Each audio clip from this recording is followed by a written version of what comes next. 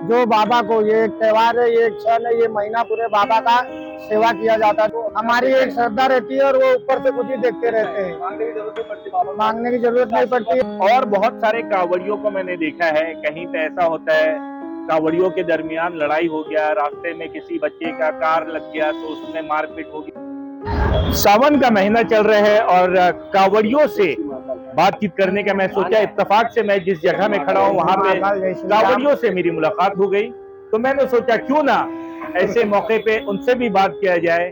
और बहुत सारी सवालों का जवाब ढूंढने के लिए मैंने उनको रोका, उनसे बात करने की कोशिश की। आइए कैमरा उनकी तरफ घुमाते हैं और उनसे बात करने का सिलसिला शुरू करते हैं। क्या हर हर महादेव, जय श्री महाकाल, जय श्री राम।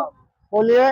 क्या नाम हुआ भाई साहब आपका? मेरा नाम पंकज विनोद कुमार दुबे है। तो आप जो कांवड़िए लोग हैं, आप जैसे हैं, तो क्या मतलब है, क्यों करते हैं ऐसा, कौन सा महीना में किया जाता है? सबसे पहले ये बताइए जिनको पता नहीं कि आप जब जाते हैं दर्शन करने के लिए तो कौन सा महीना आप चुनते हैं? पहले तो हम प्रभु श्री भोलेनाथ की जय बोलते हैं।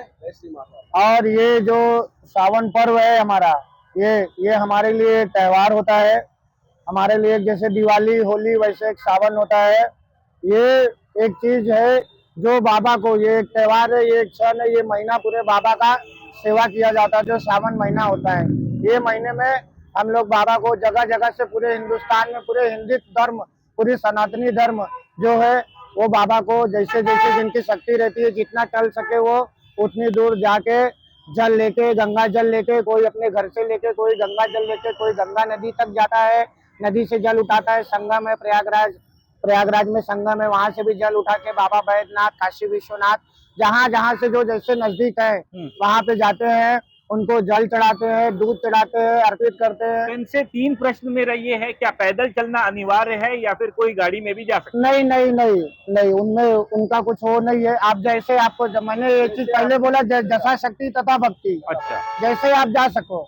अच्छा। दूसरा सवाल ये है मेरा कि इसमें आपने बताया जल, फिर और दूध भी चढ़ाते हैं, मतलब जो चढ़ाने लायक होता है वो चढ़ाते हैं आप? हाँ, जो उनको चढ़ाया जाता है, जो वहाँ बाबा को चढ़ाया जाता है, जो वहाँ पे पंडित पुजारी रहते हैं, जो बोलते हैं, वो जो हम अपने यहाँ से लेके गए रहते हैं अपने पास से, वो हम बाबा को अर्पित करते हैं। तो बहुत सारे कांवड़ियों को मैंने देखा है, वो कंधे में बोझ उठा कर लेके जाते हैं, पानी लेकर जाते हैं, जल लेकर। हाँ, वो उनकी श्रद्धा रहती है। जल, और उसको कावड़ बोलते हैं। अच्छा। इसके अंदर जो जल भरा होता है, जी हाँ जी, तो जल को उसको ही कांवड़ बोलते हैं, जो कंधे पे रखते हैं ना। दिन में फिर हम लोग लेके उसको कहीं रखना नहीं रहता है। जैसे कहीं आपको रुकना है, कुछ आपको अड़चन हुआ, जैसे बाथरूम फ्रेश होना हुआ, तो आप कहीं भी उसको पेड़ देख के टांग सकते हो, नीचे नहीं रख सकते क्योंकि इसमें गंगा जल रहता है। अच्छा, जो ये अर्पित करते हैं आप, हाँ, तो ये सिर्फ शिवलिंग के ही में ही अर्पित किया जाता है या और भी कोई भगवान है जिनको अर्पित आप करते हैं? नहीं, कैसा है ये, एक मिनट, कैसा है ये, उन्हीं के लिए उठाया गया हुआ जल रहता है कि मैं बाबा को समर्पित करूंगा। अच्छा। तो सावन महीने में बाबा को ही समर्पण किया जाता है, वो जल बाबा को ही समर्पित किया जाता है, वो जल जिससे बाबा का अभिषेक होता है। तो आप जब जल अर्पित करते हैं तो उस समय दिमाग में ऐसा कुछ रहता है कि बाबा मेरे ये काम हो जाएगा? हाँ, दिमाग तो में एक चीज रहता है ना। उस समय जब जल अर्पित हाँ, करते हैं जल तो उस समय, और उससे पहले आपके दिमाग में ये रहता है कि बाबा मैं ये मन्नत मांग रहा हूँ, ये मन्नत मेरा पूरा हो गया तो मैं जल अर्पित करूंगा या दूध अर्पित करूंगा या कुछ भी अर्पित करूंगा? नहीं नहीं, वो तो अपने कर्मों पे डिपेंड रहता है, वो अपने कर्मों का वो रहते हैं। हमारी एक श्रद्धा रहती है और वो ऊपर से कुछ ही देखते रहते हैं। मांगने की जरूरत नहीं पड़ती बाबा, मांगने की जरूरत नहीं पड़ती है। जिनको जितना देना है उनको वो उतना देते हैं।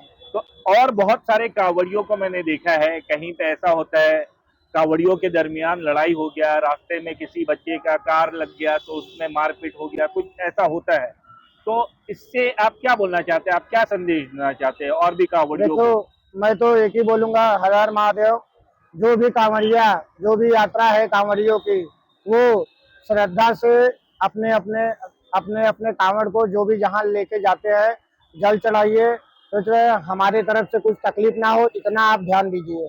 ना कोई तोड़ फोड़, ना कोई सुरक्षा व्यवस्था बनी रहे, बस यही आग्रह रहता है हमारा। और आप सरकार को क्या बोलना चाहते हैं? सरकार हमेशा सहमति रहती है, सरकार हमेशा हमारे सहमति रहती है। पुलिस हुए, महाराष्ट्र की बात करता है, महाराष्ट्र पुलिस अच्छे सक्षम है, वो हर चीज पे नजर रखते हैं और हर चीज उनको जितना हो सके ट्रैफिक से हर चीज से हमको बचा के कहीं कोई एक्सीडेंट जितना उनकी जरूरत लगती है वो हमें परिपूर्ण जरूरत पे वो खड़े रहते हैं। और जितना हो सके वो ये जो कांवड़ की यात्रा की वो यात्रा शुभ हो और अच्छे से निकल जाए, ये चीज का ध्यान रखें, ये चीज वो देखते हैं। तो जैसा कि इनसे मेरी बात हुई और बहुत सारे सवालों का मैंने इनसे जवाब मांगा, प्रश्न का उत्तर मैंने इनसे लिया, तो ये बात तो तय है, श्रद्धा होती है सावन के महीने में, लोग जल लेकर चढ़ाते क्या हैं बोलेगा और मालूम बहुत है, सारी मेरा चीजों को चैनल ले अर्पित लो। करते हैं। लेकिन ये बात, ये कांवड़िया जो जाते हैं, इसमें एक बात और भी तय है कि सरकार की तरफ से पूरी सहयोग की जाती है, हर चीज का प्रबंध वहां पे किया जाता है ताकि कांवड़ियों को किसी तरीके से तकलीफ या दिक्कत ना हो। बातों का सिलसिला चलता रहेगा।